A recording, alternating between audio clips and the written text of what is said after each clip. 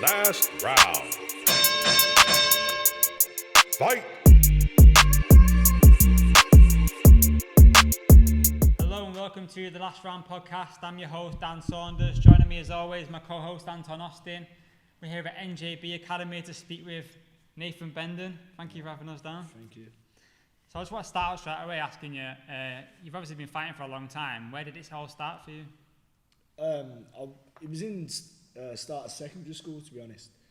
So I was like a bit of a naughty kid, and my mum wanted me to channel my energy Into a positive way. into something, yeah. And my older brother wanted to do martial arts, and I got an older brother who's 5 years older than me, Kieran, and he wanted to go to the local Thai boxing gym by the school. So I went along with him really, but I wasn't really looking to fight. I just went to train with him and just get out of the house, get some energy. Yeah.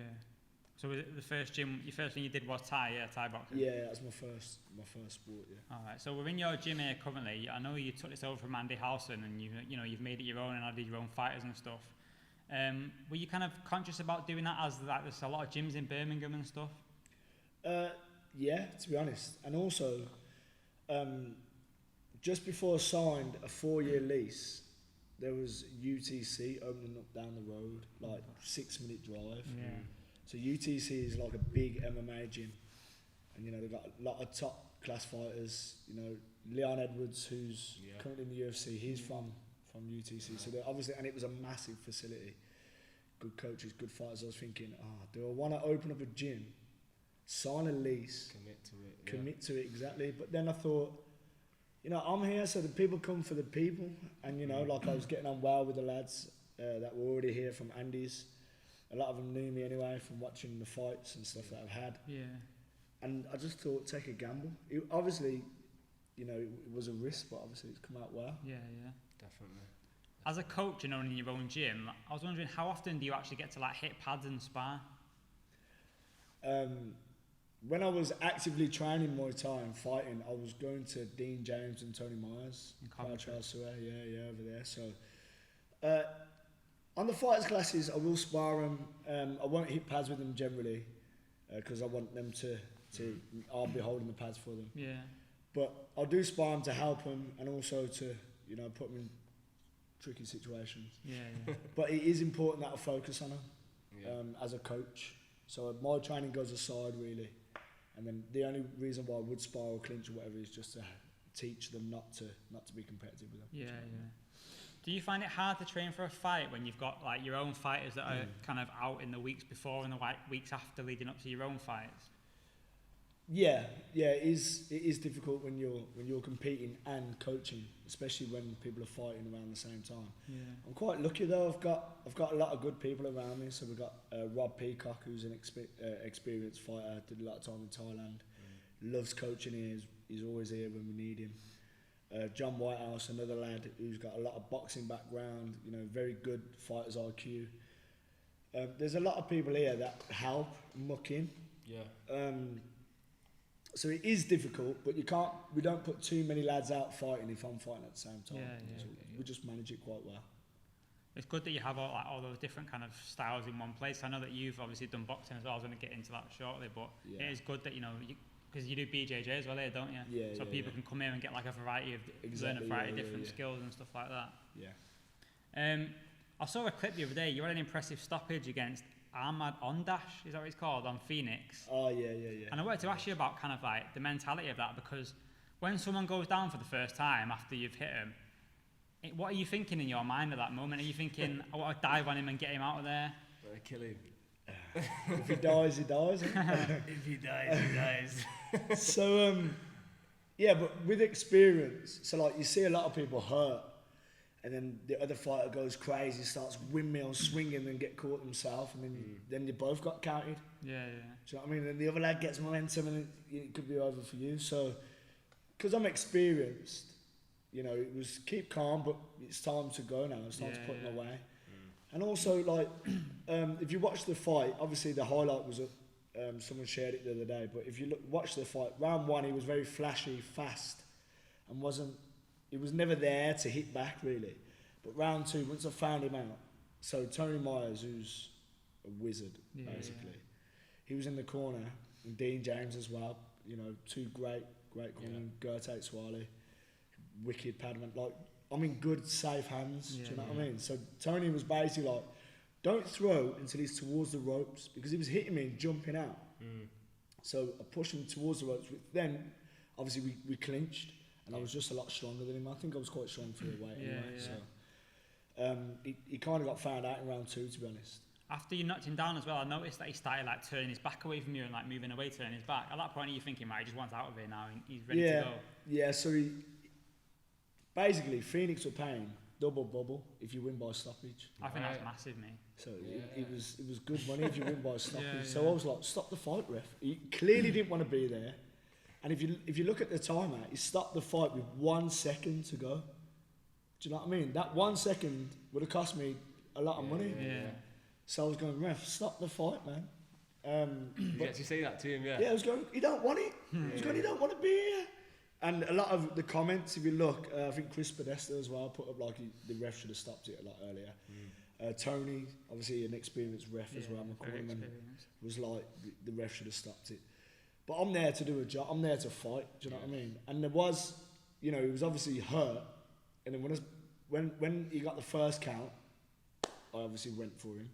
And then when he turned it back for the second count, I thought, I can't keep hitting him now, because it's almost unfair. Do you know what I mean?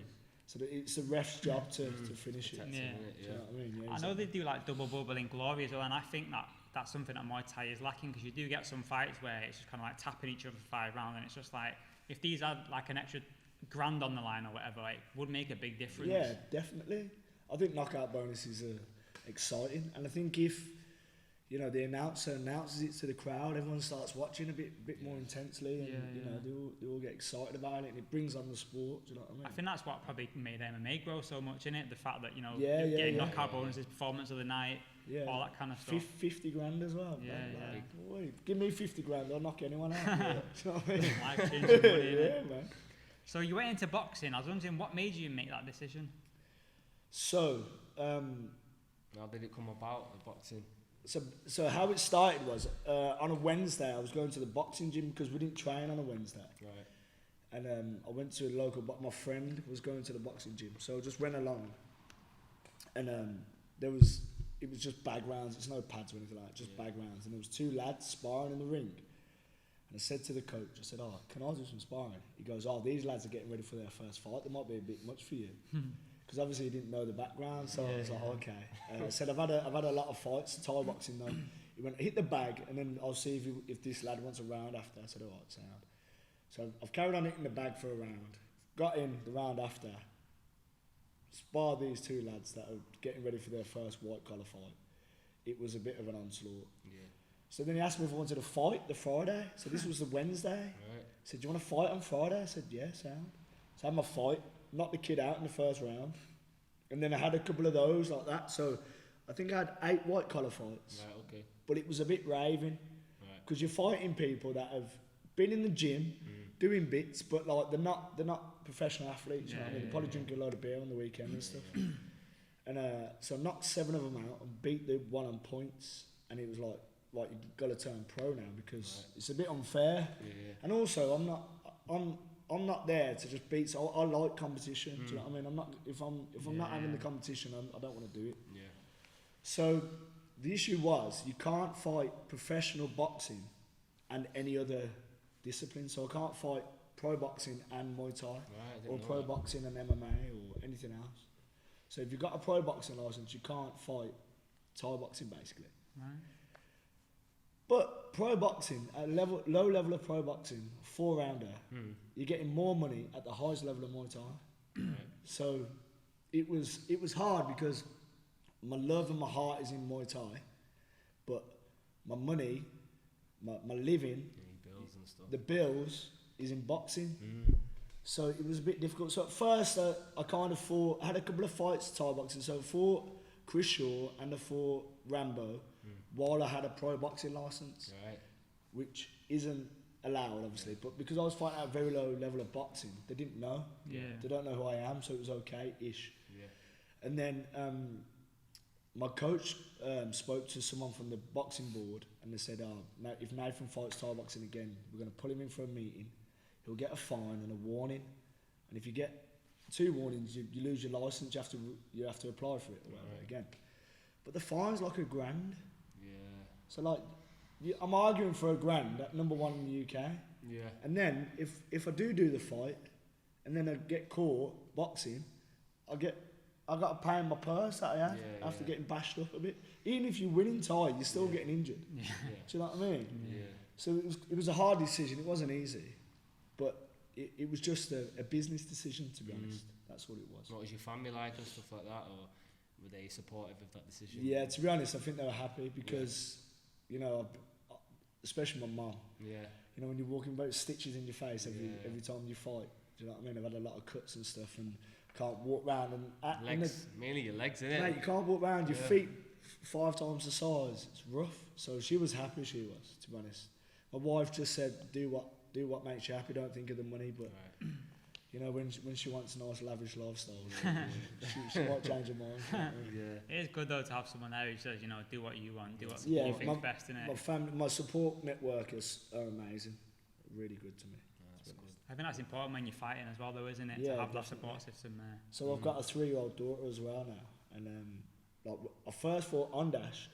My daughter was only like 3 months old, so I think it was 6 weeks to prepare. So like half of my daughter's life almost. I was in the gym. My wife was just amazing though. I think that's changed your mentality a lot since having a child, and you know your aspects on fighting now. Yeah, so I fight for the money, not for like before. Pay me 500 quid or whatever. I'll fight anyone because I want to fight. I enjoy it. So, but I need to pay the bills to train as well. I need to pay my fees or whatever, and pay my food and stuff. Just pay me what I've got to spend and I'll fight. But now it's I've got more outgoings, haven't I? Yeah. We're just talking about you going into boxing then. Obviously the platform is like a lot bigger than Muay Thai, like a lot bigger.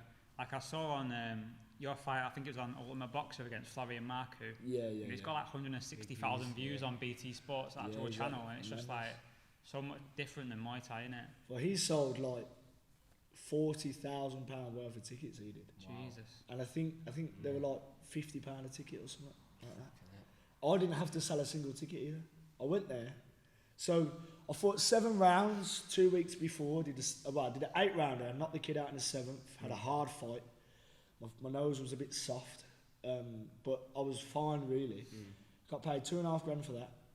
Then 2 weeks after, I fought Florian on a 6-rounder.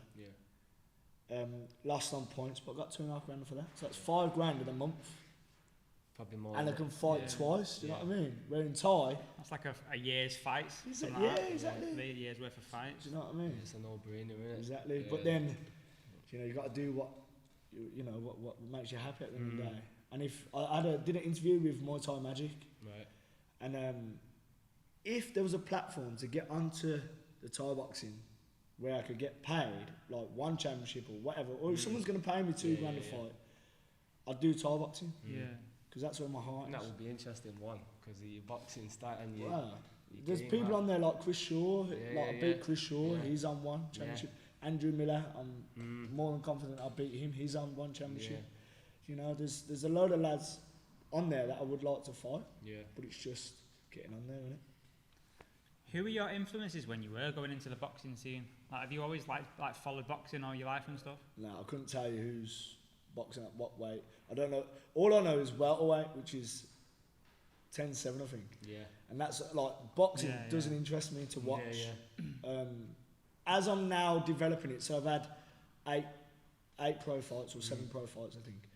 Now I'm starting to enjoy it a bit more, but boxing for me was never an interest. It's just because I like to fight, and then I need to earn money. So that's it. How does your training preparation differ to Muay Thai? As in boxing? From boxing. You know, it's is very it more similar. road work involved, or is it, you know, you're not getting kicked in your legs and stuff like that? Yeah, so really it's more drills for me at the moment because I'm still learning. I know they're both combat sports, but they're very different. Do you know what I mean? So with Muay Thai, because I'm at a good level, and you know it's a certain game plan for a certain fighter. Yeah. So you know there's a lot of footage on the fighter that you're fighting against. You know you got to think of tactics. That's in the Muay Thai game for me. Where in boxing now it's don't get my face punched in at the moment. Just move my head because I don't move my head in Thai. So now it's all about moving the head, setting this, setting that, stepping in, not getting caught in silly situations. Because I'm at a very low level at the moment. So it's very different. You fought Conor Walker for the second time on 3 days' notice. What was what made you want to take that fight on such short notice? I just want to fight. So COVID hit. No one's fighting. You know, and how many COVIDs are you gonna get in your lifetime? Hopefully, fucking not many. But like it was just an opportunity. So experience, isn't it? Exactly. So there was no one in the room. There was a couple of medics and the other fighters, and the commentators and a ref. That was it. There was no one else. It was a massive hall, big TV studio. Who was the promoter? Was it Mick Hennessy? Yeah, Hennessy. Yeah. They rang me. One of the lads got really poorly, couldn't fight. A lad that I was sparring with a lot as well, Casey Benjamin, he's something else, he's brilliant, really good. So I was sparring with him, getting him ready to fight Conor Walker because I'd already fought him. And so I was fit anyway, I was alright. And I just, you know, I was saying to John Pegg, my manager and my coach, you know, if anything comes up, let me know. And then he rang me on the Wednesday morning. He said, do you want to fight on Saturday? I said, yeah, sound. Got my stuff, went to the hotel Thursday. Isolated for 2 days and fought Saturday.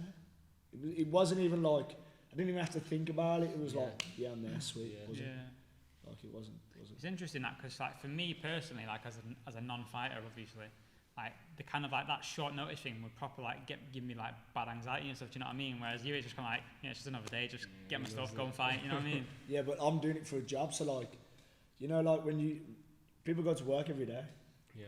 Do you know what I mean? So like when you're going to school, the first day you go to school it's probably nerve-wracking. Do you know what I mean? And then you go, oh, you got to go to school Friday. All right, so I'm going to school. Do you know what I mean? That's all it is. It's something to do. Think about. I'm doing it every day in the gym anyway, so just do it, perform. Where was the fight? What channel was it on? Was it on channel? Was it on Channel 5? Yeah, Channel 5. Yeah. I remember on my Instagram when I seen it. I didn't even know when I seen your name. Sure, yeah, and I seen it and I thought, I think, because he was fighting as well another night, I think Chad Sugden was fighting. Chad Sugden fought Shaq and Pitters. Yeah, and I was like, I remember messaging Paul as well, saying, yo, 2 Thai fighters there fighting boxing. I was like, yo, this is sick. Like, yeah, man. It's mad. It was good, man, it was good. Yeah. Do you plan to fight boxing again, Do I plan to fight boxing? Definitely. Yeah. Carry on fighting. I like fighting, so like, if I could fight Thai and boxing, without getting fined and all that, I definitely would, 1,000,000%. Because of the love of the sport. If someone came to me, a promotion came to me like Muay Thai Grand Prix, I think are the next best thing at the moment, other than one obviously. They come to me and said, listen, we'll pay you £1,500 a fight, and a 6-fight deal. You can have 4 fights a year or 6 fights a year, whatever it would be. And then if you win them or you fight this and beat this lad, we'll get you to 1. Definitely. If there's a path. Definitely. But at the moment, I'd fight in a small hall, if it was working. But at the moment, I can't fight top lads for 900 quid. Do you know what I mean? I don't mind doing that. It's just them contacts, sort of these fighters, you know, they've got. It's not what you know. Yeah, so, you know, definitely. 1,000,000%. Definitely, because like you said, you've been in there with, for example, Chris Shaw. But then with Chris Shaw, like I said to Muay Thai Magic, I said like, although I beat Chris. And I would beat him every time we fought, definitely. He has done a lot in the sport. Yeah, a lot of graft to get. Do you know what I mean? Yeah, so he deserves it. Yeah. So I'm not saying, he shouldn't have it because I haven't got it. Like he probably deserves it more than me because of how active he was and you know who he's beat and what he's done. So definitely, but you know, like if he's in there, I should be in there as well. Do you know what I mean? Really. Yeah. Has he fought Superlek or am I tripping? Yeah, he did. Yeah. I think it may be even a case of, I know Glory at one point, they weren't signing loads of English fighters and stuff. I know that it's not too big, the kickboxing scene, but it might be a case of even, you know, we've got a handful of English fighters now in one. We might want to, you know, for them to expand the brand globally, they might want to get a few, you know, American fighters who necessarily might not be nowhere near as good as you, but it just on paper it's marketing. Yeah, exactly. It's the right business move. And if and that's what it is. It's about business, isn't it? Yeah. And if you look at like you know, a lot of people in one now, because it's obviously in Asia. They're all the Asian lot, aren't they? Yeah. I'd beat most of them. Yeah. I'd beat most of them. Especially even at the minute, I think, because they're only doing the shows in Thailand, aren't they? Yeah. There's some, like, I don't know. There's a few fighters on there I've seen, and they don't look like they should be on there, but maybe they're making up numbers because of that's the what pandemic it is, and that's that. what it is. But I'm willing to fight anyone on that. Like, I was saying, Sam and Petch. Like, what a hard night's work, but I'd love to fight him. Do you know what I mean? Rodlek as well. Yeah, like, that'd be a good. I think I'd beat Rodlek though. Like, I do think I'd beat him because he's not active enough in terms of when he's fighting. Like, he doesn't throw enough. Yeah, for likes me. to stand on it. Yeah, he just stands and takes loads of work. Like, if you watch his fight against Liam Harrison, Liam, when he was throwing the multiple combinations, was having him up. Yeah. But because Liam got caught with a big shot and he got the 8 count, he lost him the fight, I think. Do you know what I mean? But Liam could beat him, definitely. Yeah. I think it'd be interesting, like, the more he developed, you know, on the boxing scene and stuff like that, if he was to get in them little gloves. That's what I mean. Could cause problems in I there. can punch anyway, like, I don't mind punching. But it's only going to get your head movement. It's going to create more problems, and you're not going to lose the Muay Thai. And a boxer punches a lot harder than a Thai boxer. Yeah. I don't care what you say. Yeah. Do you know what I mean? It's just fundamentals. Yeah. I was curious talking about that Ultimate Boxer event. What was the testing like on it? 'Cause obviously there is absolutely none in like the UK Muay Thai scene. Is there anything in place like in like in terms of like drug testing and that kind of stuff? Yeah. I've never been drug tested. In boxing or Muay Thai? Yeah, either. But again, it is a very low level.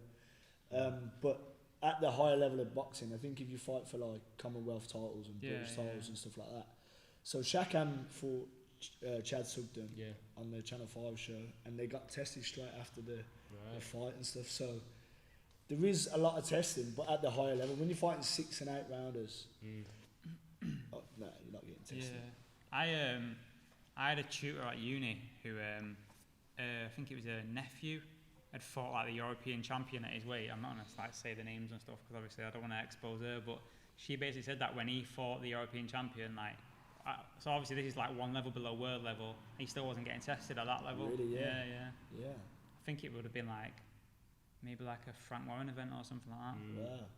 Wow. I think it is a lot of money to test them as well. But like Sam Ennington, who also trains out of V-side, like my manager John Pegg was like a lot of the board, they want to know where Sam's going to be on a certain day. You know where his house is. They knock his door up 3 in the morning. Oh, you're getting tested. Same with UFC, isn't it? Yeah, exactly the same sort of thing. Gotta give the addresses and stuff like that. The thing is, people still like in UFC, like, it's absolutely riddled with drug cheats, though, isn't it? Even though they do get tested at all times. It's mad, isn't it? It's mad. And there's in Thai boxing, 1,000,000% there's people on drugs. I was going to ask you this: do you think you ever fought anyone who's been on peds? Obviously, you don't have to say the name, but just if you. Nah, I don't think so. I don't know. No. I never really thought about it, to be honest. Probably if you look at it, yeah, probably, but not that I've noticed. I wouldn't be able to tell you who, but probably because like there's zero testing, fighting at a good level. You know, all the titles. Rambo was probably on him. That was you know a top what I mean? fight. That was a top fight. Yeah, it was good. Yeah, I enjoyed it. Yeah. Good fight for the crowd. Anyway. Yeah, good to watch. Flipping them last few rounds. It's good to be in as well. Like I like things like that. Like, it's just atmosphere. Goosebumps. I thought he was gonna knock him out towards the end of that. I thought he was gonna die. To be honest. Got like a square head, hasn't he? Like block, man. Yeah. Block. What was it like in the ring with him? What was that? Do you know what it was? It was just a bit tricky. I think I gave him a bit of respect early as well. But the last round, Tony went to me, you can either touch gloves, concede, you've lost, well done, touch gloves, or you can go out there and fucking fight him. So I said, alright, and he went, it's up to you. So then I thought, I'm going to fight him then. You know what I mean? But it was good. He's obviously a good level, but I think Chris Shaw beat him after me. Right. And but I think because people had seen him fight, they knew what to do against him. Do you know what I mean? It was a bit like no one really seen him fight a Westerner in the UK, obviously, or anywhere. So he was just fighting in stadiums against Thais and stuff. So it's always a bit of a tricky one. I mean, you've not too well known in Europe, and then they come over. It could be a killer. Or it could be a tuk-tuk driver. Yeah, it could be. So I love that saying. He took the drive. Yeah. So was that on short notice again? That wasn't it? 3 weeks. 3 weeks. Yeah, It's not long, really, is it? Yeah, but I'm always in the gym. So like, I fought kind of walker and the boxing like 3 days, 3 weeks, 3 days, 3 months, just all fighting.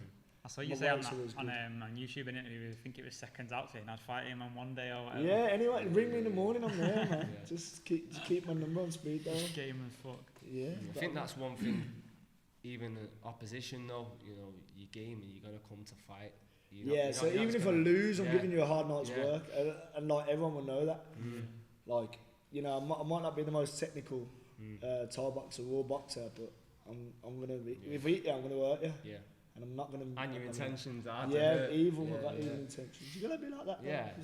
I think there is people like, not to like say names or anything, but there is people in the Muay Thai who aren't looking to hit to hurt kind of thing. They're just looking to hit to score. If you get me. Yeah, definitely.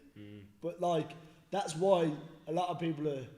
So I am very beatable. I will admit that, because I do stupid shit. Like, I'm there, let's fight. Yeah. Whereas there'd be like people there playing kick, step back, make you miss round. Think, come on, but then next thing you know, you're 5 kicks behind, the round's gone, you've lost the round. Yeah. How have you ever had any, you know, with having Tony in the corner and Dean and, you know, massive experience, and have you ever had any, you know, disagreements, or not disagreements, but necessarily, you know, they're telling you need to kick back and you're, I just wanna, you know, you just want it. And no, because you just listen. Yeah, I listen, and also Tony is a very scary man. Right. So the first time I fought for PCS was in Leamington. I fought this Italian Giuseppe or whatever his name was, and I've come back. So we had a high paced second round. I need him to death, and I've come back and Tony's gone, "How do you feel?" I said, "I'm a bit fucked," and he went mad. But they all warned me as well, don't tell Tony that you're tired because he'll slap you. They all warned me, all the lads in the gym, because this is my first time fighting for him. Don't tell Tony you're tired because he'll slap you. And he was I was like, oh God, I just thought, get me out of this corner, like get me back in the middle of the centre of the ring. I was honestly like, wow. And then I stopped him like 30 seconds into the third round, so it worked. But my best asset as a fighter is that I listen. So like if the corner says kick, I'll kick. If it punch. Do you know, it's really, and it is a skill, that is. Yeah. Like people will say, I just can't do it. Like, and people go, well, you're not listening. They are listening. They just can't react to what you're saying. Do you know what I mean? So I'm quite lucky I've got that attribute. Do you know? Just to go back to boxing a sec. Obviously you wouldn't have got a ticket deal because there's no crowds at the moment, but. Is there any like win? Is there any win? It's about the change. Bro. Is there any win bonuses or anything like that? At the level that you're fighting. Not that I know of, to be honest. Not that I know of. So like, when you fight at home, and you're fighting at a low level, you generally get a journeyman. So you do 4 rounders for your first couple of fights, 4 3-minute rounds. You get a journeyman. They come in. They've probably fought the week before. You know, they're fighting every week. They're there to give you a learning fight, which is basically they're allowed to win. But if they win, they're not going to get booked up for the week after because they think he's too good. Yeah. Do you know what I mean? So a lot of them just tuck up, don't take much damage. They don't get stopped because then they're not allowed to fight for 28 days. Yeah. And then you have to sell all the tickets. Right. So if you almost paying his purse, aren't you? You've got to pay his purse, your promoters, whatever they want. And then your purse as well. So like you got to sell a lot of tickets. Yeah. But I don't like that, me, because I'm selling all these tickets, I'm training my bollocks off, and I'm getting someone that just comes in and tucks up. Yeah. Like if I'm fighting a journeyman, I want him to come to win. I don't want him to tuck up. I want to fight. So then I'll fight away. But then when you fight away, the refs already give the lad 2 rounds or whatever. Like it's really hard to win. Right, do you know what I mean?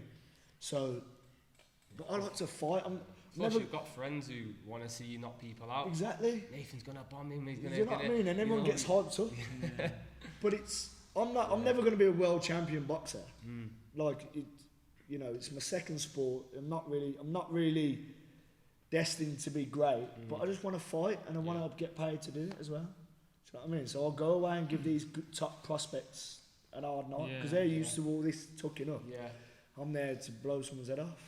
It's quite insightful, that, especially about the 28 days if they get stopped. They don't want to take damage. So they don't trade, they just touch, move out the way, cover up, it makes don't take damage. Yeah, because you see like Journeyman, even on, like you said then, even on Eddie Hearn shows, like AJ probably fought and Josh probably fought about 10-15 before he even got a half decent fight. There you go. You just like knock him out. Just but there ain't nothing like that in Thai. If you're fighting in Thai, you're fighting your level or above. Yeah. Do you know what I mean? MMA is quite popular as well. MMA. Yeah. I was going to ask you, why do you think that Muay Thai isn't as mainstream as the boxing and MMA? It's the fact that people like to score and not fight. Yeah. There's it's not good for the crowd, is it? Like I'm a casual viewer, and I don't really. A lot of fights, I'd rather just like, you know what I mean? When they're just tapping and that, I'm not interested in that shit. I just want to watch. Bar, Yeah. The music puts people off. The Y crew and the Ram Y bores people. It's not it is a very, if you're watching two good lads have it off, if you know a lot about Thai boxing, you can watch two Thais score really well and you'd love it. Yeah, if you didn't know anything about it, you think, oh, this is shit. But then if you watch two lads, low level lads, swinging for the hills, you know, and you don't know anything about Thai boxing, you might think it's brilliant. So, oh, this is the best sport ever, I want to watch this. It's the spectators, isn't it? What the crowd want to see. You know what I mean? Like, I've asked that question before, and some people have said like it's the money thing. I was sat thinking about this last night, and I thought, well, you never see like a broke promoter. Like someone is making money off these shows. You know what I mean? It's just that maybe they're not paying the fighters what they should be, but the promoters are always doing well. Do you know what I mean? But I've done 4 shows. So the first show I did, I lost $4.5 grand on it. The second show I did, I made $4.5 grand, so I broke even. The third show, I made a bit of money, and the last show I made a bit of money. But the issue you've got is, I've got lads, local lads coming to me. I'm a promoter. Local lads coming to me going, oh, I didn't sell any tickets, and they're fighting someone from London or something. Or like 3 hours away, whatever. Do you know what I mean? And they ain't sold no tickets either, so you put it on, whatever. It's okay, but with the boxing scene, if you don't sell a ticket, you don't fight. Do you know what I mean? If you don't pay all the promoter's money and your opponent's purse, you get away with it once, but then they won't put you on the show, or they'll just wipe you off the show. The Journeyman will fight on another show because there's so many of them. Do you know what I mean? Yeah, I think. Do you think that's maybe down to the fact in boxing there's more, you know? It's easier, isn't it? In terms of, when I say it's easier, people learn how to punch and defend, and then they'll have a fight. Thai boxing, you got to kick, you got to knock, you got to clinch, you got to not get elbowed, you got to block, defend. I'll learn all the scoring. Exactly, there's so much. So like boxing, like I did one session of boxing. I had a fight 2 days after. Do you know what I mean? It's just easy though, like if you knock someone down 10-8, otherwise it's 10-9. That's basically it. Yeah, that's basically it. Yeah. Do you know what I mean? I think there's more longevity in boxing though, as in like. In terms of head trauma. No, as in like you can go on to win world titles, and it's can eventually make you millions if you really reach that level. Exactly. Yeah. So it's in your best interest to try and build a fan base and try and promote yourself. Whereas Muay Thai, it might be like, well, I can have a fight and get paid 500 quid, and next fight I'm still gonna get paid 500 quid. So why do I need to shout about it? Like say like Muay Thai, it's like to make the big dough, it's like one championship or bust in it. Otherwise you're making the 500, 600s or whatever. Whereas boxing, you don't even have to win a world title. You could be like Derek Chisora level. He's never won a world title, but he's still getting like a couple $100 grand for a fight at least. Do you know what I mean? So like there's a massive difference. Of course. Like if I was British champion, European champion, number 1 in the UK at boxing, I'd be a millionaire. You'd be cashing out. Buzzing.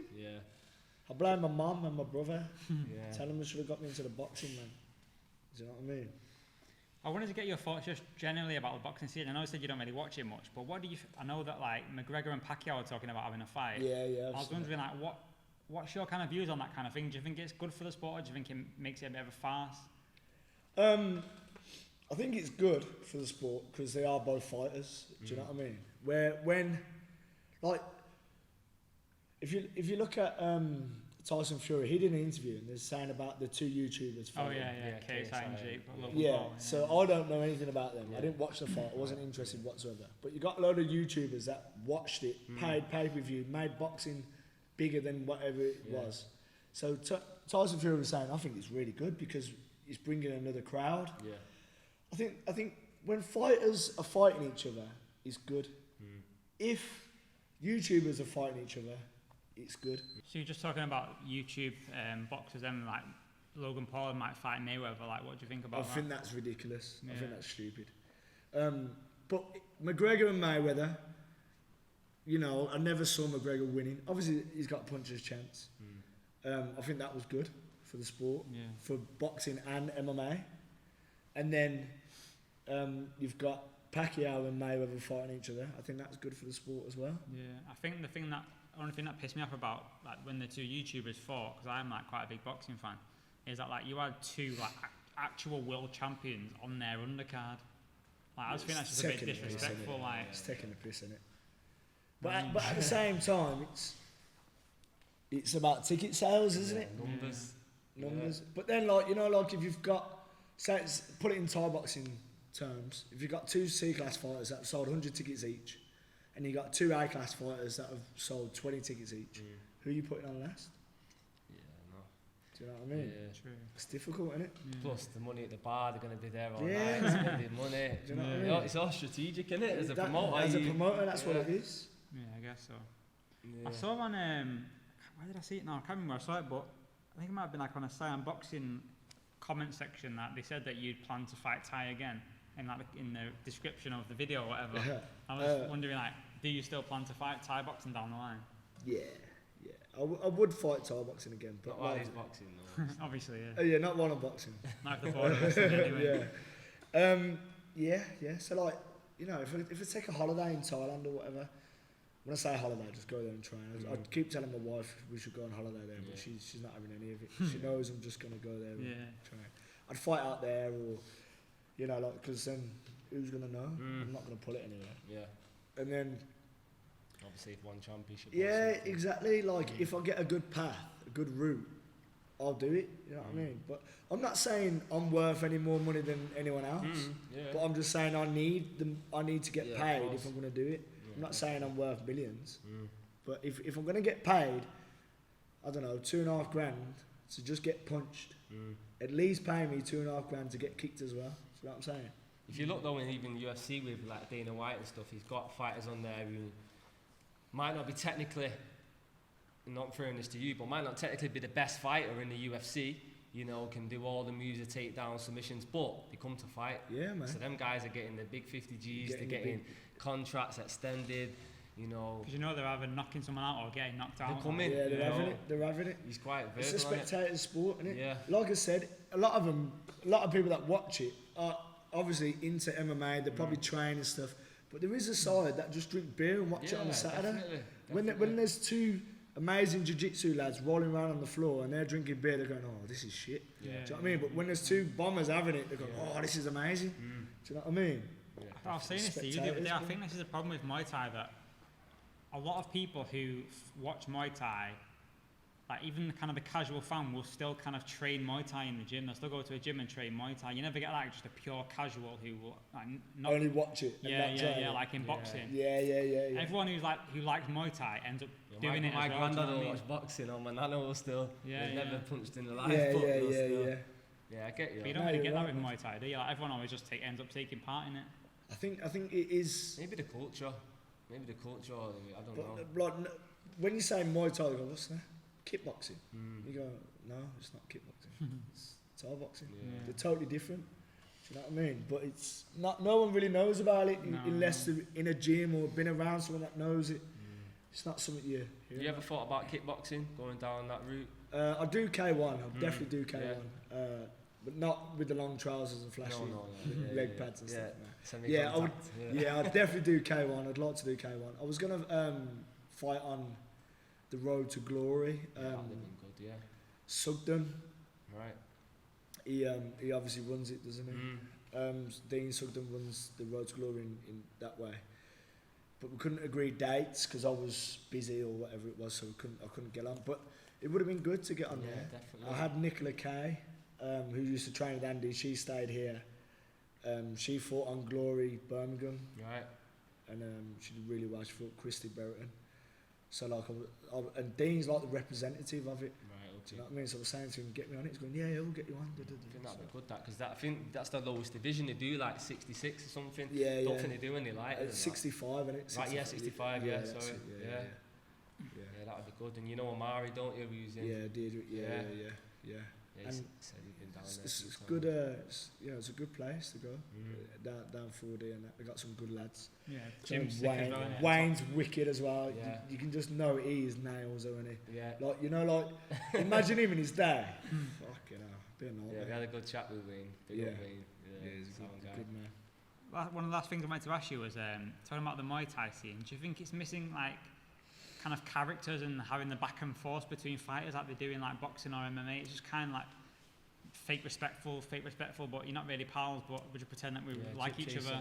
Yeah, I think that's definitely the case because everyone that does Thai boxing, they look up to the Thais and they're like, I want to be like this Thai. And then every time they see him, they're like, And then they do it when they're playing. They're like, oh, yeah, nice, yeah. I'm gonna beat you tomorrow. But like, really, if you've got a bit of bad blood between you, even if you haven't or you just generally don't like each other, it sells, doesn't it? Yeah. So like the UFC put up, I think it was Joe Rogan did statistics where it was 2 top world-class fighters that never had any bad blood between them fought, and then 2 low-level fighters that had arguments in between in the interviews and stuff, getting into faces in media. They sold more pay-per-views than the top-class fighters. So it is that. Yeah. Do you know what I mean? I think it is. You need them. The reason why the UFC is so big, MMA, is because Conor McGregor. Yeah.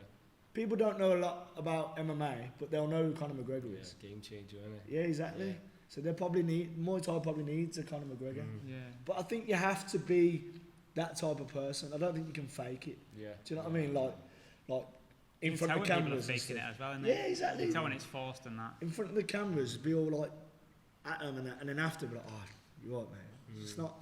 You've either got to be that way inclined, or not do it at all. And I'm not really that way. Like, This is like off topic, but I've told you before, obviously you come to one of my battles, but I used to do rap battles, Yeah. And I remember before my first one, the guy who I was battling come up to me and like tried to touch me down and that, and I was like, oh yeah, good luck, man. I was just like, nah, man, I want to take your head off. I don't want to fucking touch you down. Do you know what I mean? Like, that's what I think it should be like in fighting. I don't think like unless you're mates or whatever, then obviously it is what it is. John O. Chip JC said about, I can be fighting you and I could be saying I want to knock you out, or saying I'm going to smash Nathan when I see him at their age. But I don't mean he thinks you're bad or whatever, it just means he thinks he can beat you, innit? Yeah, I might think that, but then a lot of fighters might be scared to speak out and think they're going to get a load of, social media people saying, who does he think he is? No, Nathan, he's not even that level, he's da-da-da. So, maybe fighters are held back a little bit by trolls and stuff like that. But if you think, like, the Chris Shaw fight, like, personal experience, when I fought Chris Shaw... Is that when you were doing interviews for each other? Yeah, we was back and forth. I knew that. And everyone was like, oh, really watch this fight. And then everyone was like, oh, what was the result? What happened? Like, because Fight Rec had it on stream, but the stream was terrible. Right. Gary O'Brien still hasn't put out the video. No one's seen it unless you was there. I was looking for it thinking, where the fuck's this fight? I can't find it. Bro, it's such a good fight. I was on form, Yeah. I was good, What event was that on? POS, right. Scotland. Okay. Right. And Gary, like the POS team, they really looked after us as well. Was that real? Yeah, there was menace there, man. Yeah. I weren't like, I was like, I'm gonna fuck you up. But like Chris Shaw is a really good fighter. Yeah. And I said that in the interviews. I didn't say he was crap because he's not. He's good. Yeah. But he's like beat a lot of good lads. Yeah. Do you know what I mean? But he just never ever was gonna beat me. No way. I think you can psychologically give someone the upper hand as well. Too much if you're respect, fighting and you're like, he's a top fighter, you can be boosting them before you got in there. Like, you got to believe in yourself and that, Me personally, I won't be telling people, even no matter how good, they're still going to believe in myself. I'm not gonna, I'll be respectful, but there's a line. I ain't going to lick your ass. No. So like when I got in the ring, there were like the announcer was like Nathan Bendon, British champion, #1, da da da da, and then like they announced Chris, and it was like a CV, man. I swear it was mad. It was like 8-1 tournament winner, world champion, British champion, Scotland champion. I was like, you are actually quite good at it. I was thinking, fucking hell, this might be a hard night. Yeah. I mean, but it was a hard night's work, but you know, I'd beat him every night. Yeah. That's good stuff. Have you got any sponsors or anything that you want to shout out before we finish? Yeah, man. So when I was doing Muay Thai, obviously I was fighting at a good level. I had a lot of sponsors, so you know, people that would help. They would always buy a table at the nice. venue and stuff, and you know, or if I needed shin guards or kit and stuff, they'd always look after me. And then when I turned over to boxing, they've just supported as well. So there's a few. So there's Sutton Coldfield Air Conditioning, there's Journeyman Plumbing, there's Food Prep, there's Time Cleaning Services. They're all local people that have helped me through it. Do you know what I mean? Because like no big companies are gonna want to spend money. Like it's your friends really. It's your family friends that have put it through really. Redicat Roofing, you know, they bought like 10 sets of pads for the gym. That's like 800 quid or something. Do you know what I mean? No, it's over $1,000. So for sandy pads. Yeah, you know sandy. They sorted us out, and you know, so I've been very, very lucky. Like I said, my support network is immense. You can't, although fighting is a lonely sport, you need people around you to help you. With your best interests as well. There you go. You know, people that want to see you do well, genuinely want to see you do well as well. Not just trying to take. Yeah, man. And like, oh, I know this lad. And then when you lose, I sort of know him. Do you know what I mean? Yeah. You know what I mean? So yeah. Okay, well, thanks for having us down. Really No, thanks for it. coming, man. I appreciate it. Thank you everyone for watching. See you again soon.